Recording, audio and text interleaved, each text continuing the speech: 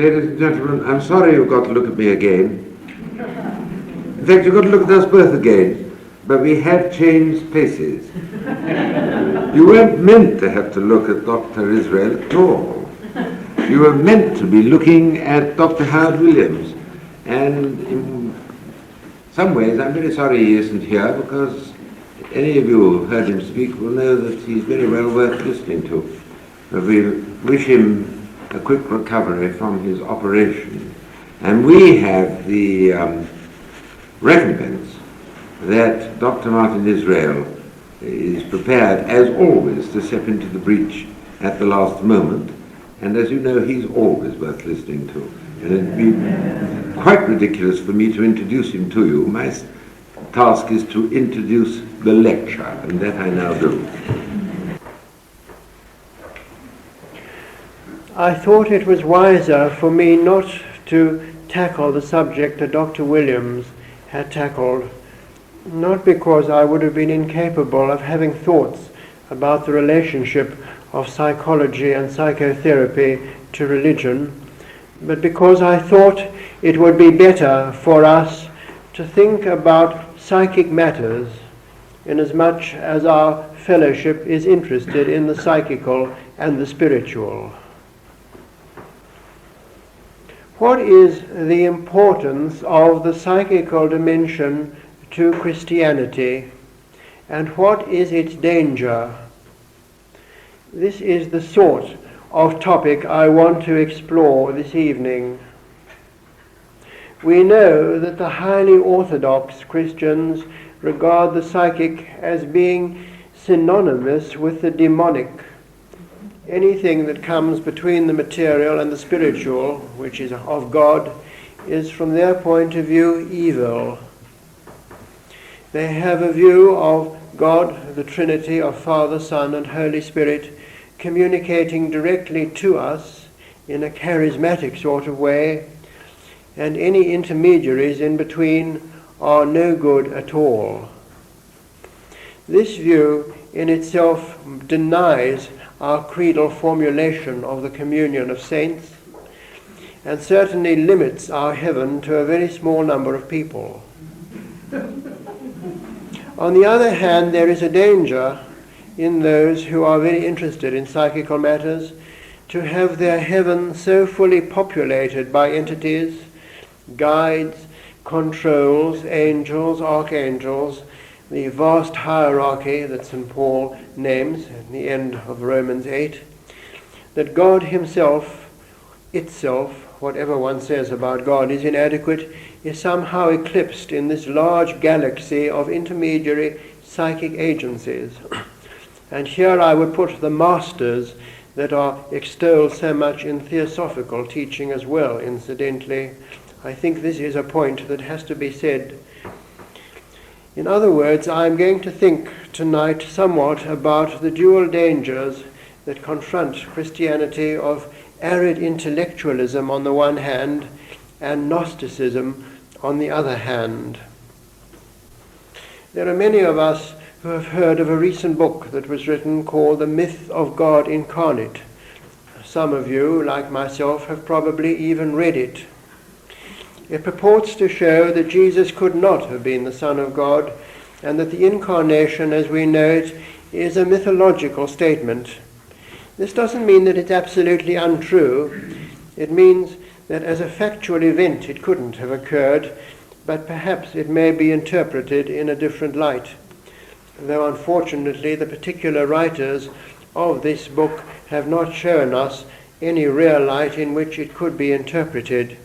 In other words, this particular book is a remarkably negative, reductionist view of Christology.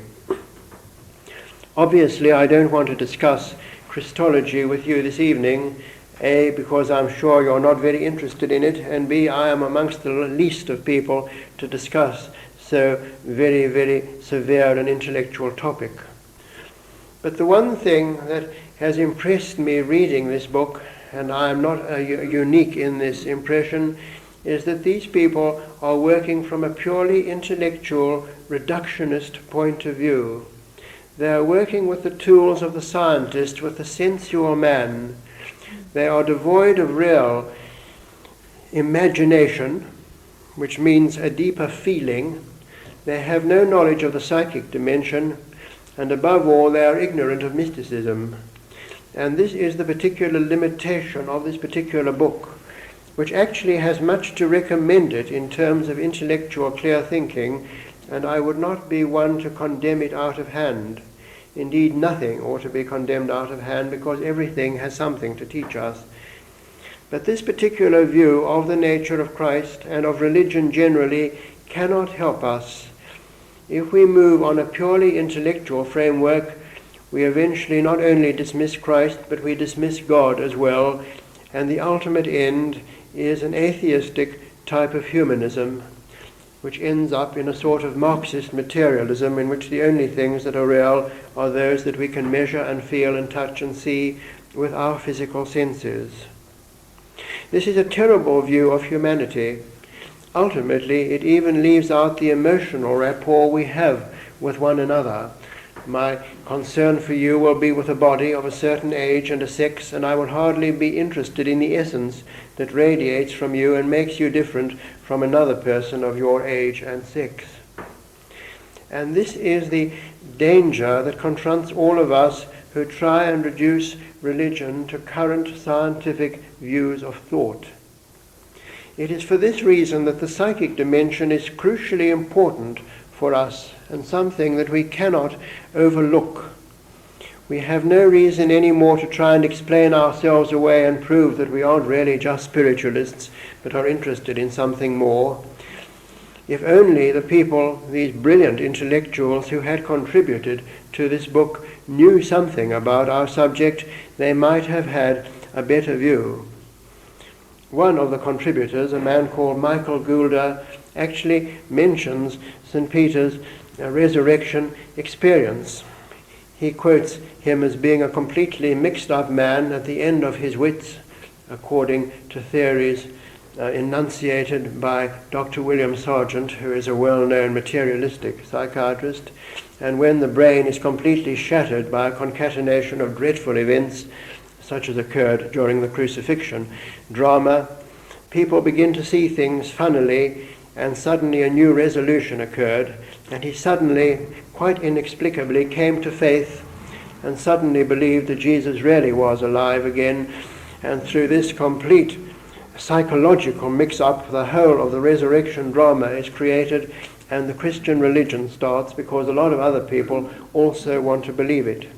In other words, it is very close to wishful thinking. It is a remarkable thought that a religion like ours, that has existed for 2,000 years, has been based on a psychiatric syndrome, basically. But this is the danger of having a reductionist intellectual view, and this is why it is important for us to see what the psychic is about and what it really has to tell us about Christianity.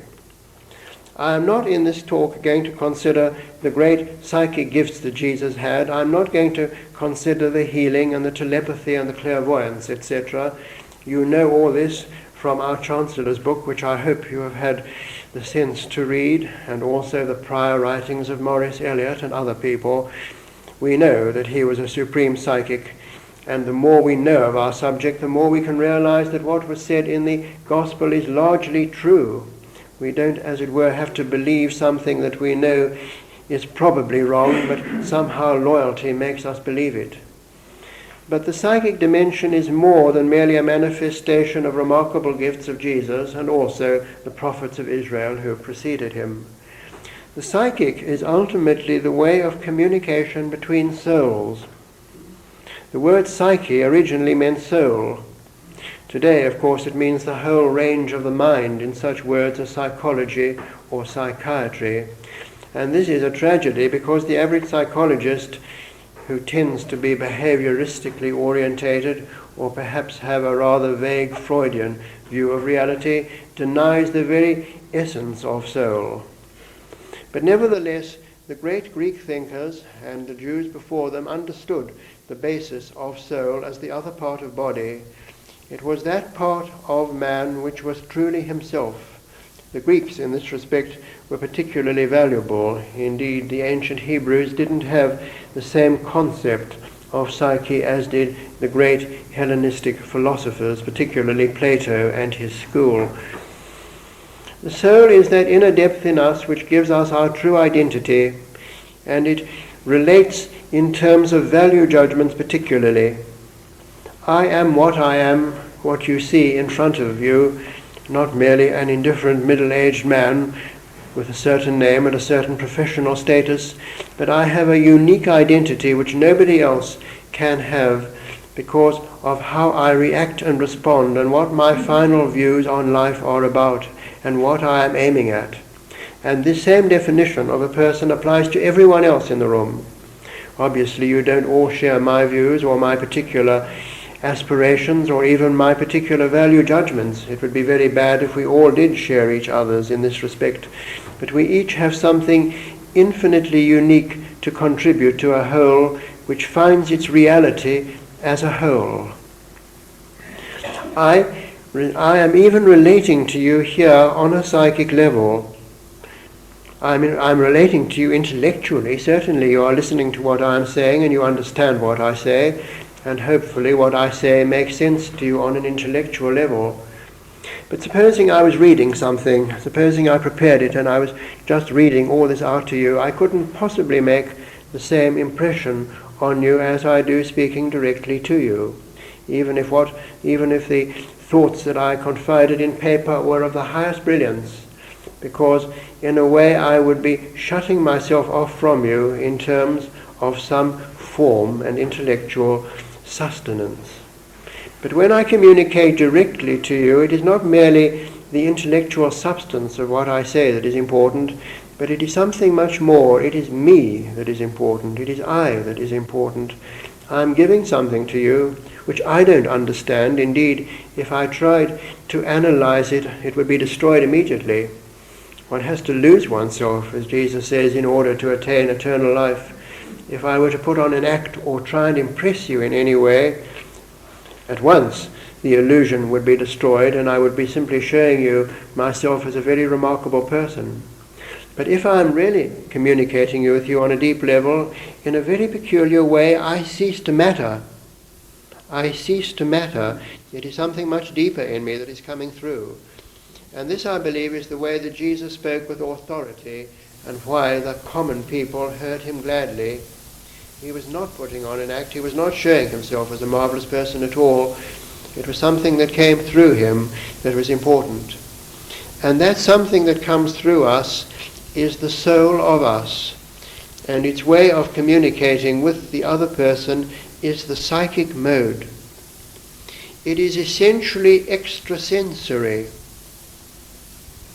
What I am saying to you, obviously, is very sensory indeed and very intellectual. But this isn't the truth of what I'm saying to you, if indeed what I am saying to you is true. And this is how ultimately you can distinguish between a speaker who strikes you as being authentic and one who perhaps has learnt his facts very well but somehow does not ring entirely true. Because it is the inner essence in me or in anyone who has psychic communication with the other who rings true, and you know in your hearts that this person is speaking of a depth of experience which is not something that he has merely thought out or read in books. One of the great troubles, incidentally, with this book, The Myth of God Incarnate, and many other books on spirituality that I have read recently, is that it is largely a mass of quotations. Some of the chapters are merely quotations from people. Whenever a person quotes a lot from other sources, it simply means that he himself has not got the authentic spark within him, and in other words, he is substituting an intellectual for a psychic mode. It's important for us to see this, to try and understand what the psychic really is about. Because, as I said before, so many ignorant people, ignorant religionists, think that the psychic and the demonic are synonymous. The psychic is in fact the deepest level of personal communication that one individual can have with another. That is quite a good definition, incidentally, the deepest mode of personal communication that we can have. You know that I am authentic or bogus by what you can feel inside me, what vibrates from me. So I am communicating psychically whether I'm impressing you favorably or unfavorably. So there are negative as well as positive psychic currents. And this is the way in which you ultimately should learn to know whether a person is true or false. It is well known that often women have a much greater ability to detect basic fraud in people than men, because women tend to have a more well-developed psychic mode and often tend to work less on the intellectual level. Like everything else, this is a generalization which must not be carried too far, and some women have been furious with me when I have said it, because they have thought that I have said that women are less intelligent than men, which certainly would have been the last thing I would have thought. But what I am trying to say is the intellect is a two-edged sword. It is a marvelous thing for analysis, but it is a terribly dangerous thing for research, a terribly dangerous thing for entering new realms of thought or ideas. The great religious teachers, not only Jesus, but the Buddha, Shankara, Muhammad, the whole lot of them, were, in my opinion, not people who had a tremendous knowledge of things at all. I doubt whether Jesus knew much more than Hebrew, and no doubt Aramaic as well, which was the language of currency in the Palestine in which he lived. I doubt whether he knew Greek or Latin. In this respect, Paul was the intellectual, but Jesus was a highly intelligent man who probably knew only the situation of his own local part of Palestine. But being a man of universal genius, he was in tune with the totality of existence and could sum up in a single situation the eternal meaning of it. Which means ultimately that if you are fully in yourself and are aware, you can see the eternity of being in a small point. That great mystic, Julian of Norwich, saw God in a point. Other mystics like Thomas Traherne and William Blake have seen God also in a point, or as a small thing. Dame Julian of Norwich sees him smaller than a hazelnut, in fact. In other words, when one is in this psychic mode, one is in a state in which one can see the totality of everything concentrated in a person or even a thing or a point. And when you are in that state, you are in possession of all knowledge. Not the knowledge that comes and goes, that is authoritative today and is lost tomorrow as new research shows us new things, but the knowledge of eternity, the knowledge of value that transcends time and is of the basis of reality. A psychic is not exactly in that position, because the psychic mode, as I have said, is the purest and deepest type of personal communication, but it does bring personality into it. When I am in psychic communication with you, you are in communication with me as a person. And my own personal prejudices and inadequacies must come across to you as well. I am not God. This is the whole point. The difference between an inspired speaker and Jesus is that Jesus does show the fullness of divinity in him. And I personally would say that this applied to greater or lesser extent to such a great teacher as the Buddha as well. I do not want to be grossly exclusive here.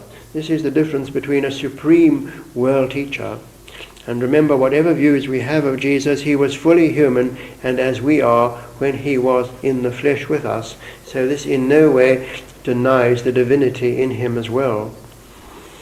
But the great difference between a supreme world teacher and a person who speaks inspirationally, and no doubt plausibly to people, is that the ordinary inspirational teacher has got his own hang-ups, as we would say nowadays, and these come through to you. Whereas the purer you are in soul, the greater is your tolerance, the greater is your love, the more you can embrace more and more people. The psychic mode is never completely pure, in other words, because it has the particular difficulties or inadequacies of the transmitter. And that is the limitation of psychic communication. It tells you about the person who transmits the message, but it tells you all about him, and it is not exactly true. This applies not only to us here, but even to those on the other side of life. When we die and pass on, I believe we will be purified, and many of our present difficulties will be ironed out, and we will become better, more compassionate, more loving people. But I cannot believe that we will be perfect. In fact, I don't believe that anyone who is in a state of very, very high spirituality does get through to us in what I would call the mediumistic type of communication. This is a little contentious, and don't imagine that I'm trying to run down or slate mediumship here. That I think would be foolish and unnecessary. But I believe that the types of people who do come through mediums are fairly close to us on one level, and therefore are rather like us. But when one reaches the higher levels of being, there is no sensory communication at all through the manifestation of another person, but it comes directly to our own soul. And this, I believe, is how really high inspiration comes. It is doubtful whether any really great work of art, literature, music, or any great scientific research has ever been transmitted purely psychically from someone on the other side of the grave to us. This again is something we cannot be dogmatic about, but this is certainly the impression I have from reading about inspiration. The true inspirations that come to the great geniuses of art and science come from a different level. They suddenly flash into the mind. I am not saying that the communion of saints is not involved here. Indeed, I am convinced that it is. I believe that the Holy Spirit works in inspiration through the communion of saints. But this is a much higher, more composite work of a whole group of people rather than a single entity. In other words, where there is supreme illumination which changes the whole outlook of a scientific or an artistic subject, like the great music of, say, Mozart or Beethoven, or a tremendous breakthrough in scientific creativity, involves a vast number of people, and it is not merely on a personal mode anymore. The person who is chosen because of his particular gift or her particular gift of receptivity and intelligence. If one is to be a great creator in science or art, it's not merely good to be inspirational and receptive, but one also has to be a supreme technician. This was something that most inspirational of all musicians, Mozart, taught us.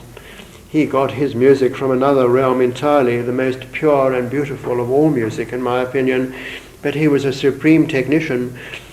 Even at an early age, he had that intellectual expertise in which to put the music he received from the other sphere into technical form. And this in itself is a tremendous achievement. And that again is what genius is about. Genius seems to have two components: the ability to receive impressions from a high level on the other side, much higher than what I would loosely call the spiritualistic, and also an inborn, perhaps a pre-existent capacity to use this and fashion it. This is the great difference between the type of inspirational poetry which we all read in various psychic magazines. Not bad by any means, quite pleasing, but obviously not of epoch-making character, and the supreme poetry of the great masters, which is something that lifts us up and brings us to another sphere. And these are the points at which intellect and psychic intuition fuse to produce a new creation. It follows from what I have said that the value of the psychic is to show us a new mode of communication. If I was to have prepared this lecture and given it to you by what I thought and what I had read, I wouldn't be giving you a single new thought. I would be simply telling you about myself or about various things that I'd read, and I might have quoted various authorities to prove my point, but you wouldn't have been any the wiser by the end of it. If, on the other hand, I am communicating psychically, I am bound to tell you something that is not only new to you, but new to me as well, and that is the important thing. That which is new isn't something that I am giving you, as it were, from the throne in a condescending way. It is something that we are creating together by our mutual psychic communication, so that you and I are learning. I have noticed this repeatedly in the retreats that I conduct. Again, I am never allowed to prepare my addresses beforehand, but when the communion of saints and the Spirit is on me, I am saying things that are a revelation to me and show me things about myself, about the Bible, about Jesus, about everything which I myself was completely unaware of before, and this is what creativity is about. There is no creativity that is purely intellectual, but without the intellect there can be no creativity, because the intellect forms the impressions and the intuitions that are given to us from a higher source into something that is coherent and that can be transmitted to others. We need this while we are in the flesh. I believe that when we are in the other sphere, beyond death, the intellect as we know it will be a completely different thing, and we will be able to communicate directly on an intuitional level. But while we function as bodies and brains, we have this intellectual mode. And this, to go back to the lecture we had earlier today, is what fails when people grow old and become vegetable-like. But I myself believe quite certainly that the inner essence of the person is learning even through the humiliation of the outer body. And in a book that I wrote called Summons to Life, I actually described the life of a dear friend of mine who reached her highest level of love when she was a vegetable, in fact, and could hardly say a single word. Then love flowed from her in a way that everybody could recognize. Not only we who think that we are spiritual, but ordinary people as well flocked to her bedside. It was a marvelous experience, which teaches me that there is very much more to our whole personality than merely the intellectual side. I don't want to carry this any further, nor would I say that such a person should be kept alive indefinitely. Incidentally, this is not what I am saying, but what I am trying to say, which may comfort some of you who are involved with relatives who at one time were wonderful people and now seem to be such tragic parodies of what they were before, that they too could be learning something for their next round, which could be very, very important for them, and we should not only judge on the purely outer intellectual level. I am delighted and grateful that I had this experience with my friend. It has made me more aware of the transcendent nature of personality than anything I could have guessed from my medical background. So the psychic gives us our idea of personality. We will never know the person of Jesus until Jesus comes to us as a person. There are many simple evangelical folk who have had a vision or an experience of the Lord, and they know that the Lord provides, and they have a simple faith. I was with two of these people recently. Their faith is absolute, and they have had a wonderful redemption of life in middle age when everything was going wrong. I'm afraid the writers of the myth of Christ, of God incarnate, would have had very little respect for these people. Indeed, they would have brushed them aside completely, because they certainly had no great intellectual expertise. But it was a very great experience to be with them. Their faith was absolute, and they knew that God was providing for them, and that whatever was happening was for his greater glory if we cooperated. And this is the other side of wisdom. It is the other side of intelligence. You have to know Christ on this level as well. And this type of experience, the classical evangelical conversion experience, has strong psychic overtones. If only these people realized the psychic dimension of their experience, they themselves would be less hostile to psychism than they generally are. But it is ignorance on their part, and not understanding that when the Lord comes to us and tells us that we are saved and that we are loved, and if we trust in his love we are forgiven, this is a true psychic experience. And the proof of its reality is that it changes people. How do you know that a psychic experience of yours is true? You will never know simply by asking somebody else. If the person is sympathetic, he will say, yes, this is real. If he is unsympathetic, he'll say it's wish fulfillment. You cannot go by anybody. Very, very spiritual people denounce all visions. Such a person as St. John of the Cross, one of the supreme Christian mystics, had no time for visions at all. And on the truly spiritual level, he is quite right, of course.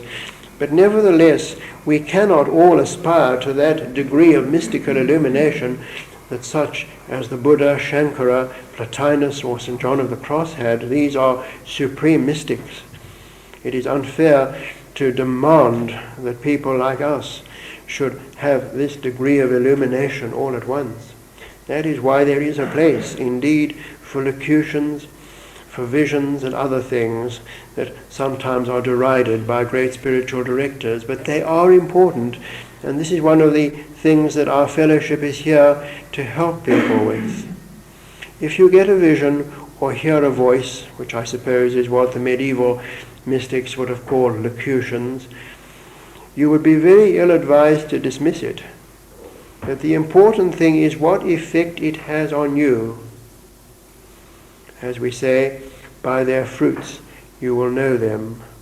If you have had a vision, whether it is of the Virgin or of some great spiritual figure, and you are changed by it and a new dimension of life comes to you, then it is real for you. It may not be real for anybody else, but it is real for you, because in the end you live a personal life. If what I am saying to you tonight is helpful to you, you would be very ill-advised to dismiss it. But on the other hand, you must never believe it because an impressive person is saying it. That is suicide. And that is where psychism can become dangerous if it has that godlike authority given to it. People believe Jesus not because what he said was remarkably new, but because of something much deeper inside him. There is very little in the teaching of Jesus that does not have its counterpart in the Old Testament, very, very little indeed. But you have to strain the law and the prophets to find it. That is one of the differences. And secondly, there is this great inner compassion and understanding that cuts to the root of things and speaks to people directly. Jesus is reported as saying that he has not come to destroy the law but to fulfill it. Indeed, you cannot obey the basic moral law, which is the important part of the Mosaic commandments, until you are inspired by the spirit of love, which is of Christ. You cannot do it otherwise. This, of course, is the whole basis of St. Paul's theological position in the first part of his letter to the Romans. But again, this is often completely misunderstood. But St. Paul is the great apostle of faith through love, of course, although many people cannot see this properly. But nevertheless, the psychic also can give the wrong type of authority. And this is the great danger of psychism. The great danger of psychism is not demonic possession, as our hostile Christian brethren might tell us. This can occur, but I think it is greatly overdone. The great danger is that one gets involved in a sort of state in which one becomes part of a coterie of people who know rather more than others. This is called Gnosticism. It is one of the most intriguing and pleasant forms of idolatry that we can have, because it makes one feel rather separate, and one looks into the scriptures and finds something in it that other people don't find, and one hears from various people who are in contact, no doubt with bona fide sources on the other side, I'm not deriding this, who are giving them special information of what really did happen and what didn't happen, and one begins to see discipleship on a different level. And there are some people who know the inner secrets and some who don't. In the parables of Jesus, people often misunderstand it. They think that the disciples were a special class who were given parabolic teaching and a special key to understanding. They were the initiates, in fact.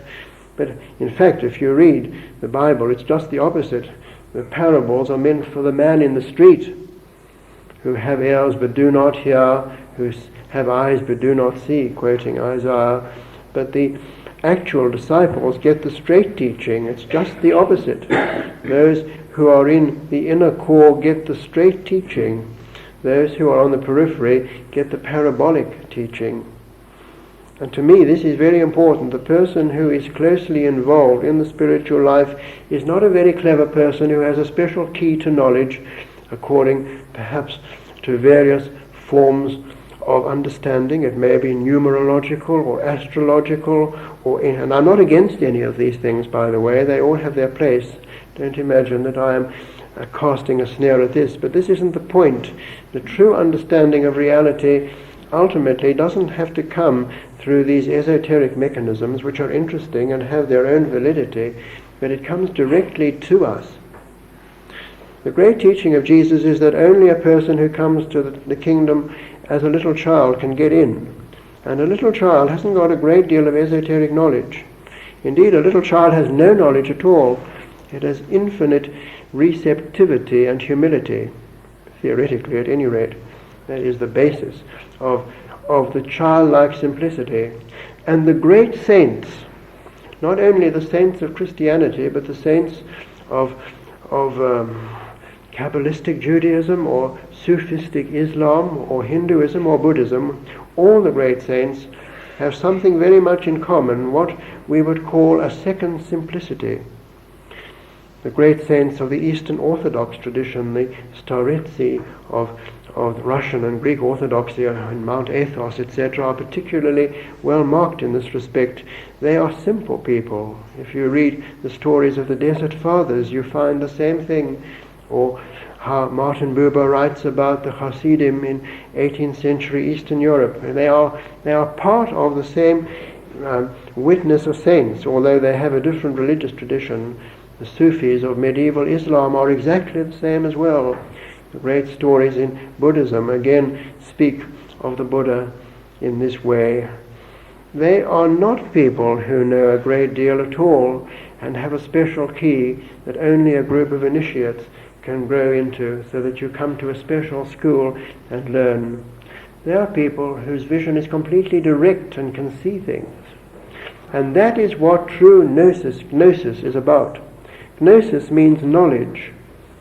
Those of you that have Hindu affinities will have heard of Jnana Yoga as one of the three great forms of yoga, Jnana, Bhakti and Raja Yoga. And Jnana Yoga is the knowledge of God that comes through the experience of God, however you may conceive him, that comes through knowledge, just as Bhakti is through love, and the other one is really Karma Yoga, that is through action. Those are the three. But this knowledge is a direct revelation, and indeed the three are one. This is the joke about the threefold Hindu scheme, which again is an interesting sideline on our own Trinitarian theology. The three are one.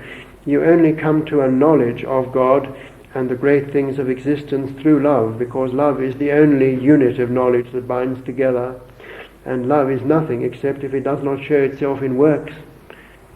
So works, love and knowledge are ultimately one, which again, as I say, stresses the interrelationship of the Godhead in the form of three. And you can use a similar type of analogy for our own view of Father, Son and Holy Spirit. It is very, very interesting to see this. But that knowledge is the knowledge of love, and you can only prove that you love somebody by your action.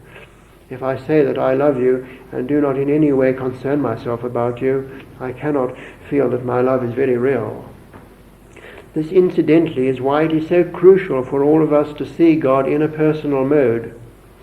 Not exclusively personal, but the type of person who cannot see God as a person also is missing something. He is denying his own personality. To see God only in a personal mode is also a limitation, because God is more than a person. God is what we say transpersonal.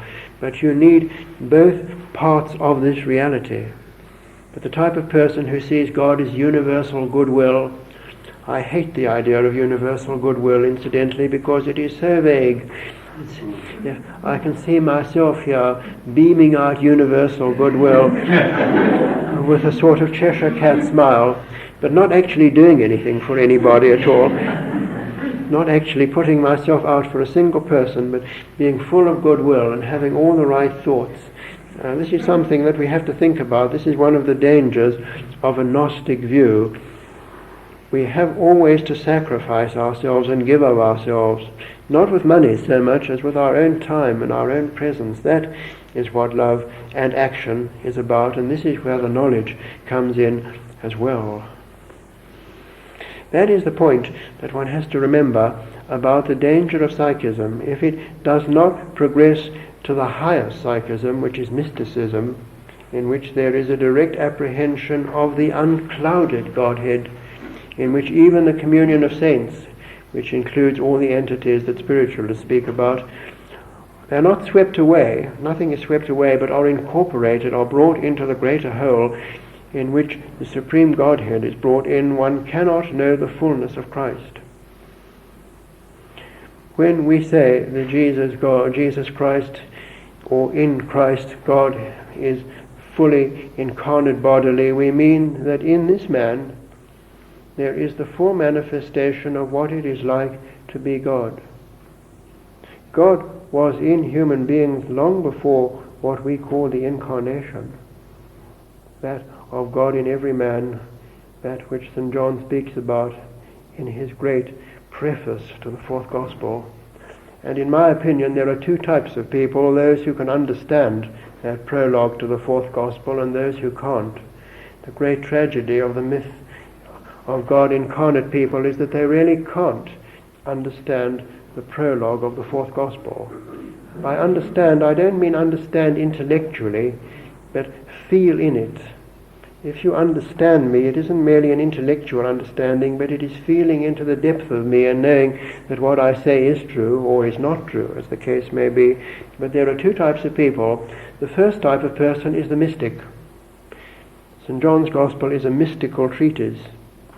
I don't believe for one moment that Jesus went around saying all those wonderful things about himself. I am the light of the world. No one comes to the Father save by me. This would have been arrogance of the worst type. But I still believe that this is true of Jesus, and I believe that St. John is stating a fact that he, through hindsight and through a meditation on the events of the Incarnation and what followed afterwards, is seeing. This is the point of the matter. Indeed, if I were to make the most tremendous claims about myself on this platform, you would have every reason to dismiss me out of hand. But if, after I had left you and died, you began to sum up my life's work, then you might be able to form some appreciation of what I had amounted to, and also what my failings were, of course. But it always comes by hindsight. One never knows on this particular way. This, of course, is a very, very deep subject, one that I would love to go into in greater detail, even the perfection of Jesus himself, to come to that full perfection on the cross, which is the great event, of course. The great event is not the resurrection, in my opinion, but what happened between the crucifixion and the resurrection. This is something that eventually, and here our own particular work may help us to penetrate more, is something that we have to think of very, very deeply in the future, what Jesus did learn during the darkness, so that he was fit to be resurrected afterwards. Because the resurrection was not a foregone conclusion. If it was, there would have been no point in the whole story of Jesus' passion and death. But this is a very, very profound statement, and something we have to think about later on, perhaps. So the importance of psychism to the Christian is that it takes him away from a subservience to intellectualism. And as I've said before, the intellect can never initiate anything new at all. The intellect can only go over old given material. Very useful indeed, very useful for forming new syntheses and analyzing things, but it is completely unproductive. Intellectuals are the driest, most desiccating, most enervating people that I know. They are excellent at decrying and debunking things, and at times this is absolutely necessary, of course, but they can never produce any new thought at all. The psychic is the way to coming to new facts through being in tune with intelligence both higher than ours and also of greater comprehension. But in itself, it leads to the danger of Gnosticism, a state in which one believes that salvation comes through having esoteric knowledge. That is really what Gnosticism is, a type of view in which one believes one attains the knowledge of God through a special esoteric knowledge which is reserved for a special clique or class of people. We know what Jesus said, the one who is to be master is the servant of all. Only the little child enters the kingdom of heaven. The Son of God came into the world not to be ministered unto, but to minister. We have these sayings right throughout the Gospel, particularly St. Mark's Gospel, which in many respects, I suppose, is regarded as the most authentic of all of them historically. So we have to move even beyond the psychic while taking all that it has to give us and enter the true mystical dimension, which is psychical as well. People who think that psychism is in between the spiritual and the material are right on one level, but I would like to say that the psychical is very, very near the spiritual, because the spiritual is mediated psychically. The supreme mystical experiences in which one knows God directly and is in union with Him is a psychical experience of the highest degree. This is the apogee of psychism. Therefore, the rungs that lead us from extrasensory perception of telepathy and precognition and the knowledge of things from higher levels ultimately merges into unitive knowledge. That is why it is always very, very unwise to deride one aspect of psychism and think that if one reaches the spiritual level, one has departed from it. This is snobbery, and like all snobbery, it is basically ignorant. But we must see the limitation of all psychism on a purely personal mode. When I speak to you as a person, as I said before, I am giving you not only my wisdom, but also my prejudices and my inadequacies. And this applies to those on the other side of life as well. They are, I hope, better than they were when they were here, but they also have their own inadequacies. And so we have to move beyond this to a knowledge of God who comes to us in the fulfilled Christ. But He comes to us in small stages. And as we move to Him, we find that everything in the world of matter and everything in the world of psyche is of Him as well. There is nothing high or nothing low. I once heard a very, very great piece of teaching that came from the other side. Man's great work is himself. His place of operation is wherever he finds himself, and his tools are the means at hand. There is no one thing greater than another, nothing high or low. The keynote of constructive living is balance. And to me, this is what our work on earth is about. Thank you.